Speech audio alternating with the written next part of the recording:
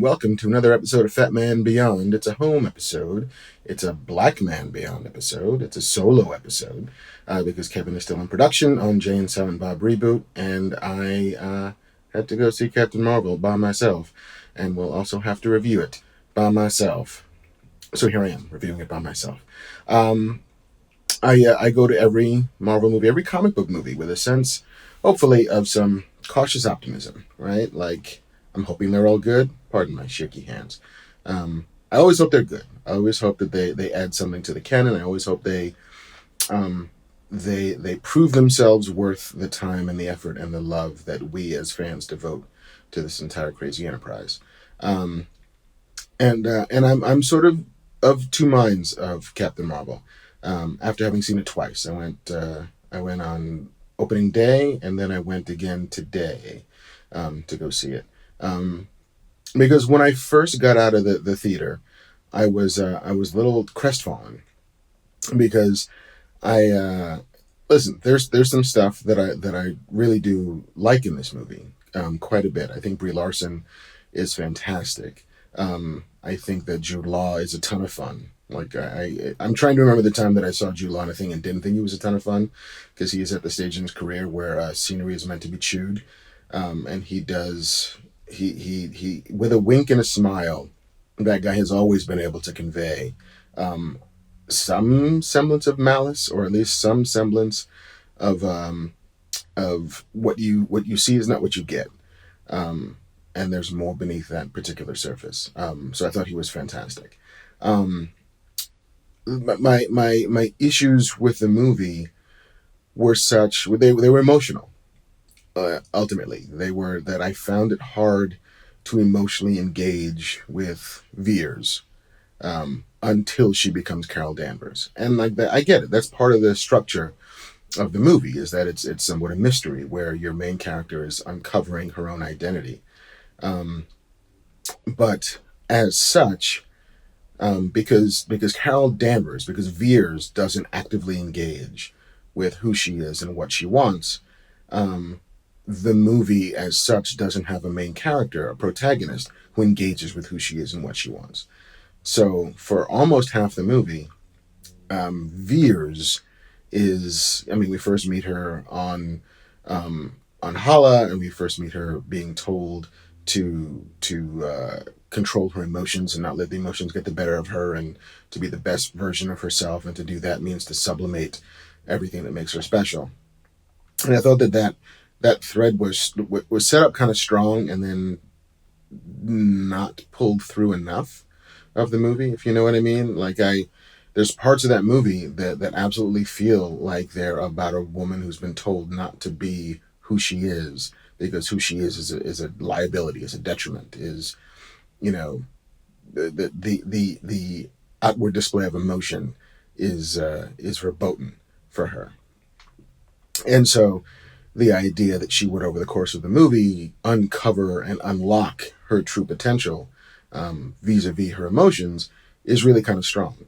And the movie flirts with those scenes of flashbacks to guys telling her, you know, you can't go too fast, you can't jump so high, you'll never be able to fly a jet, you'll never be able to fly in combat. The world telling her the things that she can't do because of who she is.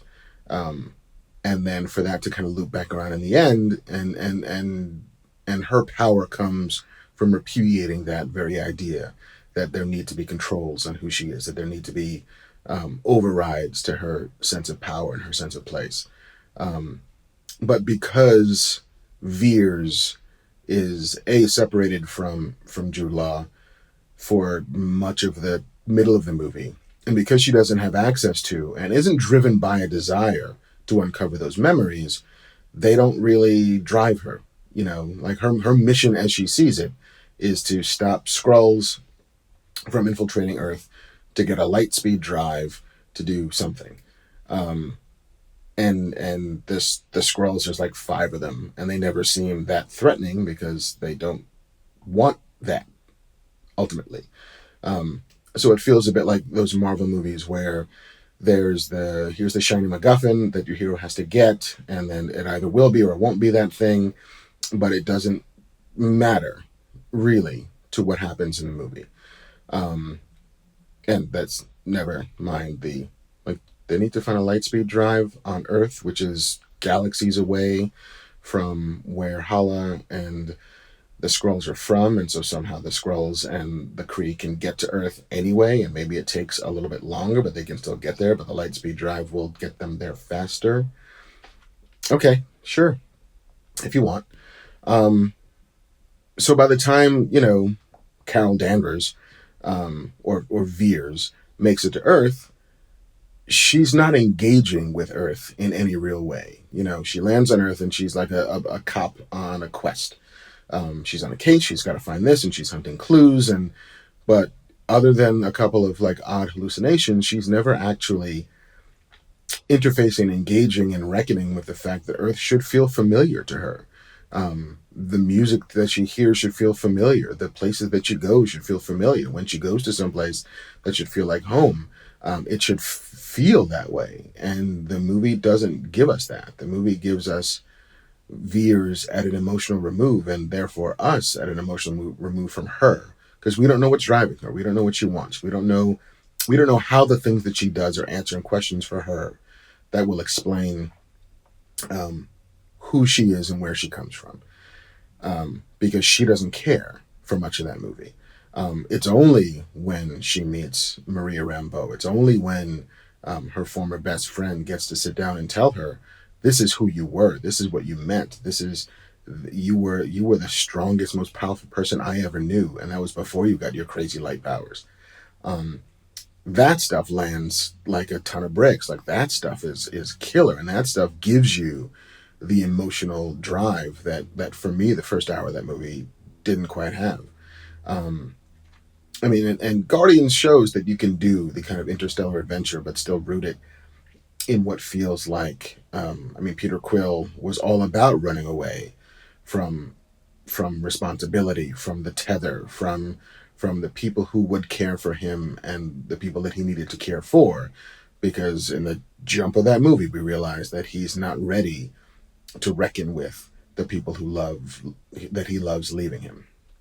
But we don't get that here, and it's a structural thing. It's their desire. They desired not to go down that route, and for me, that it left me a little bit cold until you get to that moment where here's who you are and here's what you mean and here's why you're special, because of who you used to be before you turned into this. And there's a moment at the end of the movie. We're going to spoil it a bit because at this point you've seen it. We know who we are. Where Carol Danvers learns to fly.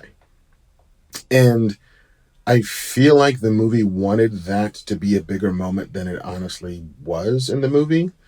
And there's a simple way to get there. It requires a little bit of retrofitting and engineering, but there's a simple way to get there. Make it so that Carol Danvers never was able to fly jets. That the Army not just wasn't letting her fly combat missions, but wasn't even letting her get behind the stick.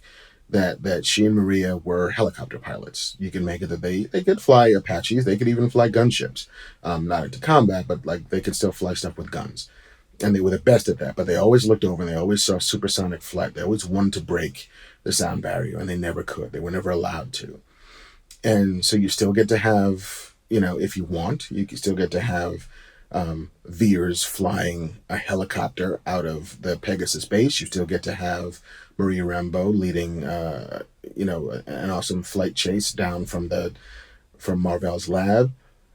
But that moment when she discovers that she can break the speed barrier, the sound barrier, when she can go supersonic, and she doesn't need a plane to do it because it was within her all along. Then that moment, the girl who could never fly can finally fly. Like, then it's nothing but emotion. It's nothing but exultation. It's nothing but triumph. Whereas now it's just, look at this cool thing that I can do, as opposed to look at this dream that's finally coming true for me. And I can also use it to punch things in the face a lot. I feel like that would have helped close the emotional loop for me on what her story was. But like, there's the second time I saw it, I enjoyed it more than I did the first time. because movies are all about empathy, right? It's all about sympathy and empathy. You're trying to sympathize and empathize and personify yourself in the main character.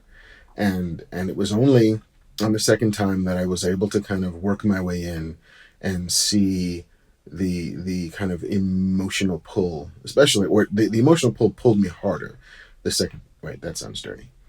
Um, it worked better the second time around. Maybe because I wasn't scratching my head as to why I didn't have it. I was looking for where they sort of hit it, and that moment again where Maria Lambeau tells her, "Here's who you used to be, and here's why I loved you," um, hit a lot harder for me the second time around. The moment when she breaks free of the Supreme Intelligence and burns off her own little inhibitor device hit harder. Um, the big twist in the movie, the fact that the Skrull are not infiltrators as much as they are refugees. Um, a very conscious decision, and I think now the second Marvel movie that ultimately is about a refugee story after Thor Ragnarok. That twist is great. That twist of, here's who I thought were the bad guys who were just on the run. Here's who I thought were the good guys were actually the bad guys. Here's who I thought trusted me and believed in me and supported me and encouraged me, but ended up being the people who were just holding me back and keeping me down and sublimating everything that made me glorious and wonderful. Um, a twist is great. I think the movie lives in the second half more than it does the first half, because it just didn't have a kind of overriding principle. It didn't have a question. It didn't have an emotional question that needed answered. It had a lot of plot questions it was going through the beats of, but it's only when she engages with herself that the movie actually takes off. Um, I think Sam Jackson is good. I think that he's having a ton of fun. I can't quite square this Fury with the Fury we see later. Um, they just seem a little bit like two different people. This one is a lot more fun, and and by the time we first meet him, I mean, we don't really we see him in Iron Man, but we don't meet him for real until later. He's a far more serious person, um, and yes, I'm sure there's story to go between now and then.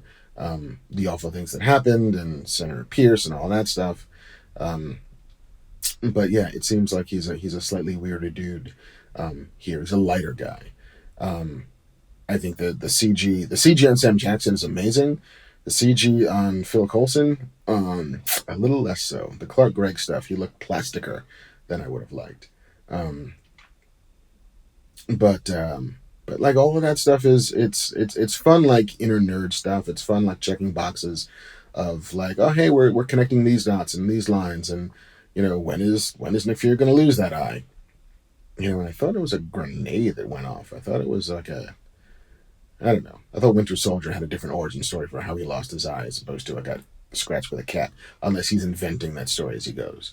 Um, but but yeah, it's if I had to rank it, I don't feel like it's top tier Marvel. I don't think it reaches the heights of Winter Soldier or Civil War or Ragnarok, um, or First Avenger or the First Avengers. Um, and I don't think it's as bad as Thor 2 or Iron Man 2 or the Incredible Hulk. I think it's kind of solidly right in the middle. It's which to me is a bit of a shame. Like there was a ton of potential there, and there's still a lot of good there, but I think that at the end of the day, um, it is square in the middle. It's not quite as fun as Guardians. It's probably got as much stakes as Ant-Man, which I thought it would have had more stakes than that. Um, and some of the filmmaking just felt a little uninspired, especially in the first half. Like there were action scenes that did nothing but action. Um, like what did we really learn from the train sequence, other than an amazing cameo? And yeah, like I knew it was coming because Kev knew it was coming. Um, but it's super sweet. It is super sweet. Um, And yeah, I know that meant the world to Kev.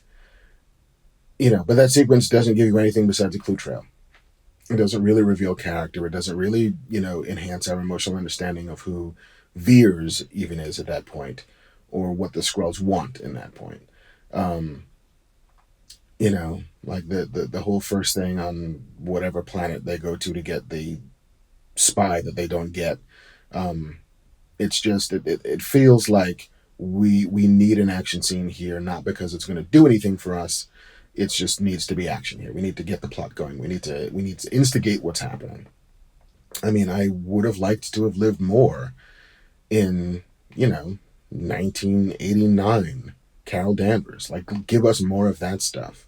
I want to live more with Carol Danvers before she becomes Veers. I just feel like we'd have all of that stuff would have landed a little bit harder. We would have dug in better. We would have been more invested in her if they didn't treat her backstory like it was just backstory. If it was actual motivation for her, if it was actual, here's what she's trying to get back to. Here's the world in which she desperately misses and doesn't know she misses it. And when she returns to Earth, when she crashes through a blockbuster, she discovers that she's having sense memories of things she doesn't recognize, and how profoundly weird that must be. Yeah, the movie never lives in the experience of not knowing who you are or where you're from, and being reminded more than periodically that that what you think is true isn't, that the ground you think is solid isn't. And for me, that would have elevated it beyond a perfectly entertaining afternoon out at the movies. I mean, I definitely can't say that. I mean, by no stretch that I hate this movie, but I didn't love it, and I really wanted to love it, because there's a lot to love in it. It's just not quite shined the way, for me personally, I would have preferred. So yeah, that is my Captain Marvel review. Um, I and it's perfectly fine to not like a thing. It's perfectly fine to love a thing. It's perfectly fine to live in a mid state between the two, and it's perfectly fine to have conflicted opinions about a movie. It is less than perfectly fine to refute a very movie's stretch. That it's perfectly fine. You know where I'm going. Don't be an asshole. The internet is filled with assholes. Don't be that person. Don't be the person who doesn't like Captain Marvel because it's Captain Marvel. Don't be the kind of person who doesn't like Captain Marvel because it stars a lady. Don't be that person who goes on the internet and bashes people and scuttles Rotten Tomatoes and tries their best to sabotage what is just a movie. What is just a movie that will provide joy for some, entertainment for others, but it in no way deserves that. We as fans do not deserve that. The culture doesn't deserve that. So yeah, let's be better. Let's higher, further, faster, baby. So that's it. I have been Marc Bernardin. Kevin, I'm sure, has either or will do his review shortly. And hopefully we will get to be back together in the cantina before too long. So for this episode of Blackman Beyond, I'm Marc Bernardin. Tune in next week, same fat time, same fat channel, smodcast.com or youtube.com/Kevin Smith. We'll see you soon.